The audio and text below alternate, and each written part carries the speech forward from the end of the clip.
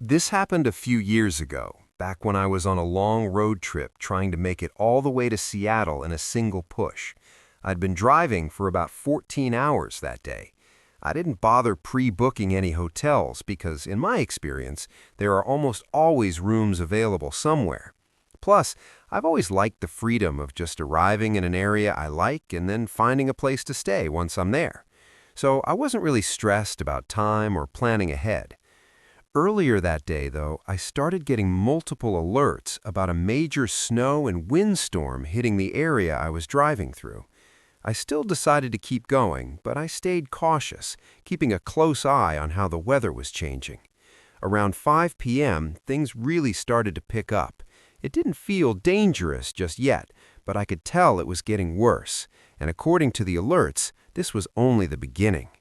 My car started to feel a little less stable on the road, and within about 30 minutes, something unsettling happened. Every other car just disappeared. One by one, they were gone. Suddenly, it was just me, alone, driving down this narrow, empty highway straight through a growing snowstorm. When the sun finally went down, that's when the anxiety really started to set in. The darkness made everything feel heavier, more uncertain. I decided it wasn't worth pushing any further, so I pulled over and tried to find the nearest place I could stay for the night. But there wasn't much around. The closest towns in either direction were about an hour away, and the one small motel I found, about 15 minutes down the road, was closed. The only real option I could find was a cabin rental just off the highway. It didn't look like a proper established place, but at that point it felt like my only choice. It was listed as fully online, and since it showed availability for that same night, I went ahead and booked it. Not long after, I turned off the highway onto a short gravel driveway that led up to the cabin. The online listing only showed exterior photos, so I knew it would be small, but I had no idea what the inside would be like. I parked, grabbed my bag, and hurried up to the door. The snow hadn't built up too badly yet. I punched in the code on one of those small lock boxes, grabbed the key, and stepped inside. The cabin couldn't have been more than 200 square feet, just one open room, no kitchen area, nothing extra, just the basics. That was fine. I didn't need much more than a bed anyway. But something felt off. The place wasn't trashed, but it looked like no one had been there in months. A thin layer of dust covered everything, and the lighting was dim and dull, making the whole space feel even lifeless. It didn't feel like a place people regularly stayed in. I set my bag down near the bed, and within just a couple minutes of being inside, the storm outside seemed to double in intensity. I walked over to the window and looked out. It was almost completely white. Even with the outdoor light on behind the cabin, I could barely see anything through the snow whipping past the glass. It was also freezing inside. The only source of heat I could find was a small wood-burning stove in the corner. Thankfully, there was already chopped wood stacked nearby. I got a fire going, and after a while, I sat down on the bed, trying to relax. Eventually, I leaned back and closed my eyes. At some point, I must have drifted off for an hour or two. I didn't wake up suddenly, but I had this strong sense that something had pulled me out of sleep. For a moment, I just lay there, listening. That's when I heard it. Faint, muffled by the wind and the creaking of the cabin, but definitely there. An alarm. I sat up, trying to focus, and as I moved closer to the front door, I realized what it was. It was my car alarm. I quickly threw on my coat and rushed outside. The wind hit me hard, and visibility was terrible. I could barely see my car through the snow, but I could see its headlights flashing, the alarm still blaring. As I approached, I pressed the unlock button on my key fob, trying to shut it off, but nothing happened. At first, I assumed the storm must have triggered it somehow, but when I reached the car and opened the doorside door, I froze. There was snow inside. Not a lot, but enough to notice. It had gathered on the front seat, like the door had been open for at least a couple of minutes. But I knew for a fact the door was closed when I walked up. That's when I felt it, that sudden, sharp wave of fear. I lifted my head and started scanning the area, trying to see through the storm. And then I saw him, a man, standing maybe 10 feet away, right at the edge where the trees began. I couldn't make out any details, just his outline through the whiteout, but it was enough to send a jolt of pure panic through me. I tried to yell, but my voice caught in my throat. Between the cold and the fear, I couldn't get the words out. So instead, I turned and ran. I sprinted back to the cabin, rushed inside, and locked the door behind me. Immediately, I went to the windows, trying to see if he had followed me. But the visibility was so bad, I couldn't see anything anymore. Still, I knew what I had seen. There was no doubt in my mind he had been in my car. He had triggered the alarm, and the thought of why he might have done that, that's what really got to me. Was he trying to disable my car, trap me there, keep me stuck in that cabin during the storm? The possibilities ran through my head, each one worse than the last. I grabbed my phone and dialed 911. It rang for a few seconds, then the call dropped. I tried again and again and again. One time I actually heard an operator's voice, but the connection cut out almost immediately. The storm must have been interfering with the already weak signal out there. I couldn't get through. I couldn't explain what was happening. I couldn't even give them my location. And then, suddenly, my car alarm went off again. I just stood there, inside the cabin, frozen, listening to it echo through the storm. I didn't know what else to do. All I could do was imagine what was happening outside. The alarm kept going for several minutes, then it stopped. I didn't know if he'd turned it off or if my car had just died.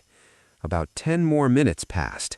I kept thinking, there's no way someone goes through all of this for no reason. I tried to convince myself maybe he just wanted to steal something and leave, but deep down I knew that probably wasn't it. Then I saw him again. His figure slowly emerged from the whiteout, moving towards the cabin. The moment I realized it was him, I stepped away from the window, trying to stay out of sight. A few seconds later, I heard his boots hit the porch, then knocking. Slow, steady, almost calm, like he wasn't in any rush, like he already knew I wasn't going anywhere. I didn't move. I didn't make a sound. I just stood there, holding my breath. He knocked again. Then I heard his footsteps shift, moving across the porch, then down into the snow. He was walking towards the side of the cabin, toward the window. I moved closer to the wall, pressing myself out of view. His footsteps stopped just outside. I couldn't see him, but I knew he was there, probably looking in. And then I heard it, a low, quiet sound. He was humming, soft, casual, almost absent-minded. It made everything feel so much worse. He moved again, slowly circling the cabin. I could hear his boots crunching through the snow as he went from window to window, occasionally knocking lightly on the glass, but he never said a word, not once, just humming. It was deeply unsettling, and then it stopped. Silence. I couldn't tell if he had walked away or if he was just standing somewhere, waiting. I stood there, barely moving, waiting for something, anything to happen. About 15 minutes later, headlights appeared outside. An officer. I can't even describe the relief I felt in that moment. It was overwhelming.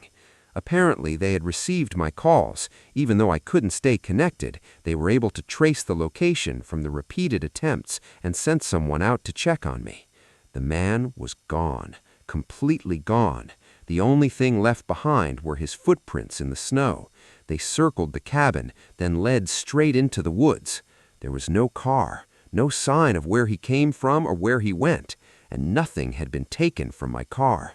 It was like he did all of that just to set off the alarm, just to mess with me.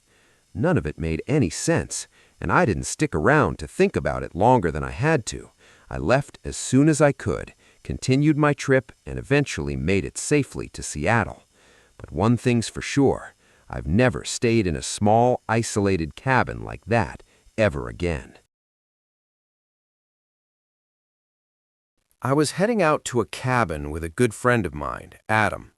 His family owned this place way out in the mountains, and they usually went up there at some point during the winter. But for whatever reason, that year, the rest of his family didn't want to go. Since it was going to sit empty, Adam invited me, and we both thought it would be a great chance to have the whole cabin to ourselves and just relax. We drove out together and got there around noon. I had never been to this place before, so I didn't really know what to expect, but when we arrived, I was actually surprised. It wasn't one of those old, tiny, rustic cabins you usually picture. This place was big, much newer, much more modern. Honestly, it felt more like a full-sized house than a cabin. Adam had been there plenty of times before, but this was his first time coming up without his family, so figuring out how everything worked turned into more of a hassle than we expected. Between the heating system, the lights, and everything else, we had to call his parents a few times just to get things up and running properly. Eventually, though, we got everything sorted out. That first night, we didn't do much. The 6-hour drive had worn us out, so we just called it early and went to bed. When we woke up the next morning, the cabin was completely snowed in. There was about 6 inches of snow on the ground already, and it was still coming down hard. The snowfall was steady and thick, covering everything in this quiet, heavy silence. So we decided to just stay inside, enjoy the cabin, and take it easy. We spent the day doing pretty normal stuff, watching TV, talking, just hanging out like we would back home. There was something calming about being stuck out there with nowhere to go. That night, we put on a football game and had a few beers. Nothing crazy, just enough to relax a bit. At some point during the game, though, we both heard something outside. It sounded exactly like a man coughing. Both of us immediately snapped our heads toward the front door, which is where it sounded like it came from. For a second, neither of us said anything. We just looked at each other, confused. Adam was the first to speak. He said there was no way someone else could be out there.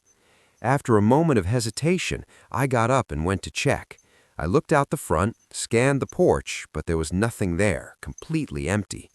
So eventually, we just brushed it off. We figured maybe we had misheard something. Maybe it was just the wind or some random sound from the woods that our brains turned into something familiar. We even joked that maybe we were a little more buzzed than we thought in imagining things. The idea that someone would actually be out there, right next to the cabin, coughing in the middle of a snowstorm, it just didn't make any sense. So we let it go. After the game ended, we stayed up for a while longer, sitting near the fireplace, talking and finishing our beers. We ended up staying awake pretty late, though I honestly couldn't tell you what time we finally called it a night. Adam went to one of the bedrooms, and I stayed in the living room. There were plenty of extra rooms, but I kind of liked the idea of sleeping on the couch next to the fireplace. It felt like part of the experience. What we hadn't expected was just how cold it would get. The temperature had dropped hard overnight, and the cabin wasn't really built to handle extreme cold. The main heating system could only keep the place around 60 degrees. The fireplace helped, but it was still chilly. I grabbed a blanket, curled up on the couch, and eventually fell asleep. At some point in the night, I woke up to Adam whispering my name from the hallway. I lifted my head over the back of the couch, completely disoriented. He looked just as confused as I felt. "Was that you?" I asked him. "What was me?" he said, already sounding uneasy. I told him I'd been asleep the whole time, not moving at all. That's when Adam said he was sure he had heard a door open and close. He thought I had gotten up and gone outside for some reason, but clearly I hadn't. He walked over to the front door to check it. It was still shut, still locked. At that point, I honestly thought he might just be overthinking things, maybe a little on edge from the drinks or the unfamiliar setting. I told him to relax, said it was probably just the cabin creaking or shifting in the cold. He didn't look convinced, not at all, but eventually he nodded, kind of brushing it off, and went back to his room. I laid back down, closed my eyes, but I didn't really fall asleep again. I just lay there, completely still, listening. The wind outside howled against the cabin, and every little sound the place made suddenly felt amplified. What had felt calm earlier now felt wrong, like something had shifted. After about 20 minutes of just lying there, unable to relax or clear my head, I opened my eyes and sat up, trying to reset myself. and the moment I did, a shock ran straight through me. The front door was open. Not wide open, but slightly cracked, just enough for the cold air to slip through. I knew for a fact it had been fully closed and locked when Adam checked it. I stared at it for a second, barely processing what I was seeing. Then I slowly walked over to it. The cold air hitting me through the gap made me shiver instantly. I looked outside, but there was nothing, just darkness and falling snow. I quickly shut the door and made sure it was fully closed. At that point, I was genuinely nervous. I thought about going to wake Adam and tell him what I had just seen, but for some reason I didn't. I just stood there in the quiet, looking around the cabin, trying to make sense of it. Were we both just imagining things? Then I heard it. A thump. It came from the side of the cabin. I turned toward the sound, and then it happened again, this time louder, loud enough that Adam came out of his room and asked me what that was. I shook my head, told him I didn't know, and mentioned the door being open. But before we could even process that, the thumping started again, heavy, solid impacts against the wooden wall. Not on a window, not on the door, just the wall. It didn't sound natural at all. There was no way either of us were going outside, not in the middle of the night, and definitely not in that storm. Instead, we moved around the cabin, checking the windows, listening closely, trying to figure out where it was coming from. After a few minutes, it stopped. Everything went quiet again. For about half an hour, we just stood there and talked, trying to come up with some kind of explanation. And up to that point, neither of us had actually seen anyone out there, so our minds kept searching for anything else it could be. But then it started again, the same thumping, loud, forceful hits against the side of the cabin, now near one of the bedrooms. And it wasn't staying in one spot. It moved along the wall, like something or someone was walking along the outside, hitting the cabin as it went. This went on for hours. It would stop for a few minutes, just long enough to make us think it was over, and then start again somewhere else along the walls. The entire night felt endless. We didn't know what to do. We didn't know what we were dealing with, and we weren't about to go outside and find out. Then, just before sunrise, it stopped. Completely. And this time, it didn't start again. When the sun finally came up and the snowfall began to ease, we both got dressed, grabbed jackets, and honestly, for some sense of security, we each took a kitchen knife with us and stepped outside. What we saw made everything worse. All along the outer walls of the cabin were large dents, deep scuffs, and long scratches carved into the wood. They didn't look natural, but they didn't really look like something a person would do either. At least not in a normal way. It wasn't like someone was trying to break in. It looked like something had just been hitting the walls over and over for no clear reason. We didn't stick around. That morning, we packed up and got out of there as fast as we could. No answers, no explanation. And looking back at it now, the door being open in the middle of the night didn't feel like a coincidence anymore. It felt connected. It felt like something had been there, and whatever it was, it didn't want us in that cabin. Honestly, it was a huge reality check for both of us, because now, thinking back, we should have called the police.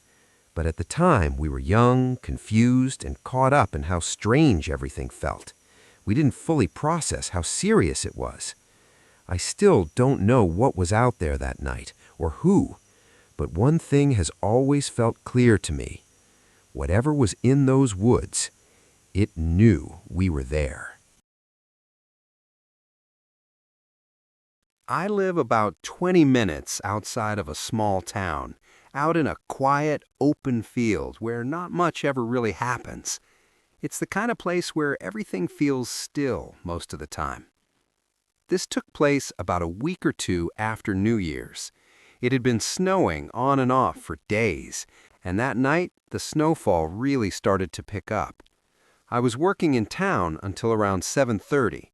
I was originally scheduled to stay until 9, but I decided to leave early because of how much snow and ice were expected. On the drive home, the roads were completely empty. Not a single car in sight. It felt like I was the only person out there. But as soon as I pulled into my driveway, something caught my attention right away. There were tracks in the snow. Fresh tire tracks, clearly from a car or truck that had driven down my driveway and all the way up to the house. It immediately felt strange. But when I pulled up, there was no one there. I went inside and tried to brush it off, figuring maybe someone had the wrong address and left as soon as they realized it. It didn't seem worth overthinking at the time. I made myself some dinner and settled into the living room for the rest of the night, just watching TV and trying to relax. About an hour later, maybe a little less, I noticed something unusual. A glare shining through the blinds on the window.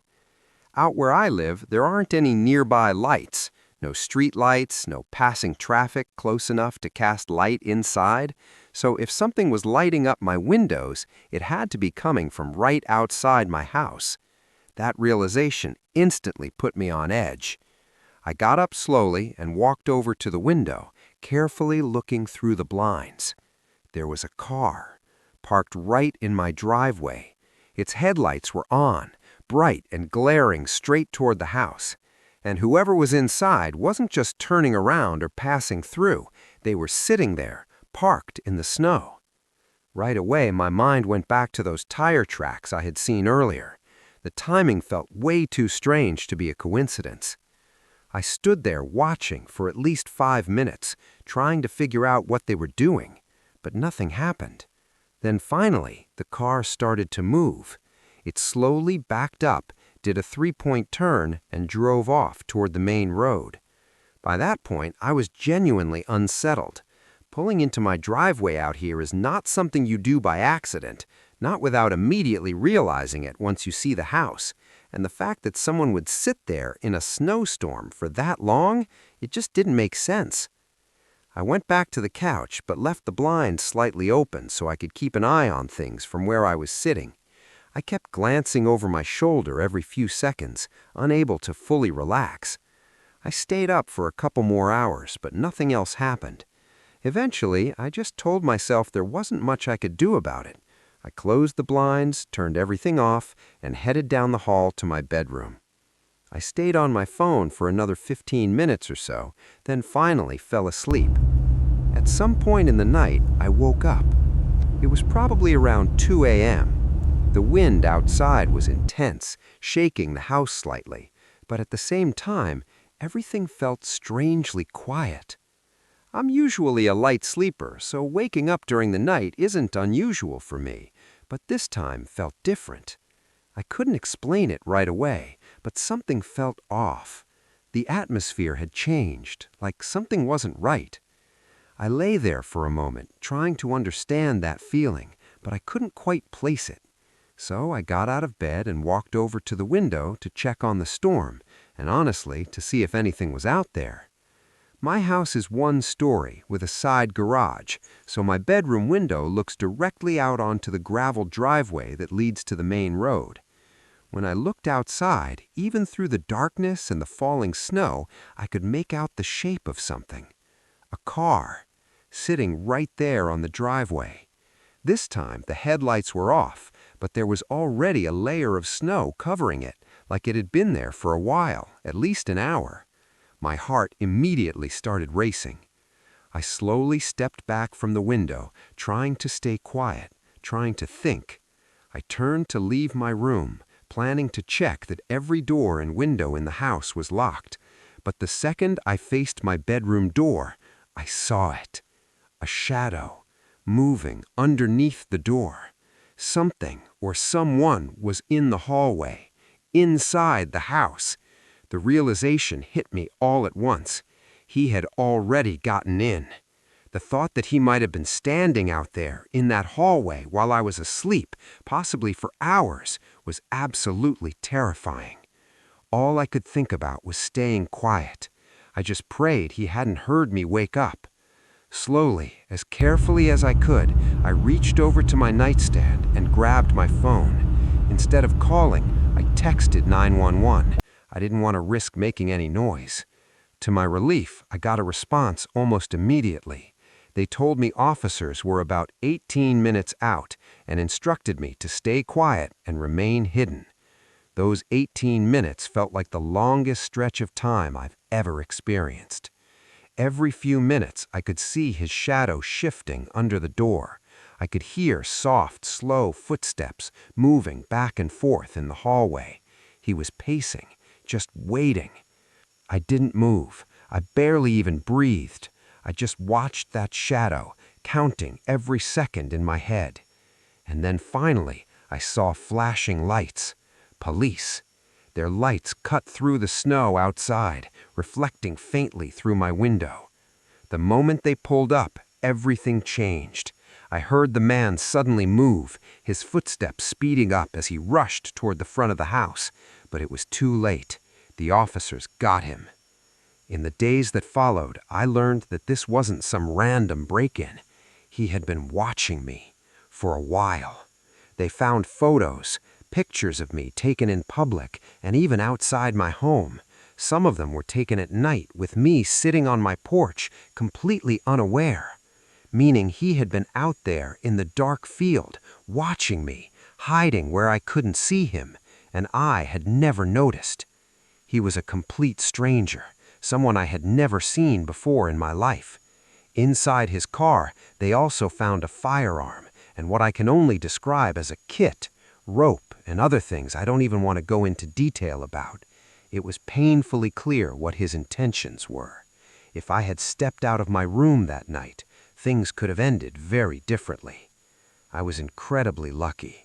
Even though it was one of the most terrifying experiences of my life, I made it out safely. And I still think about how close it really was.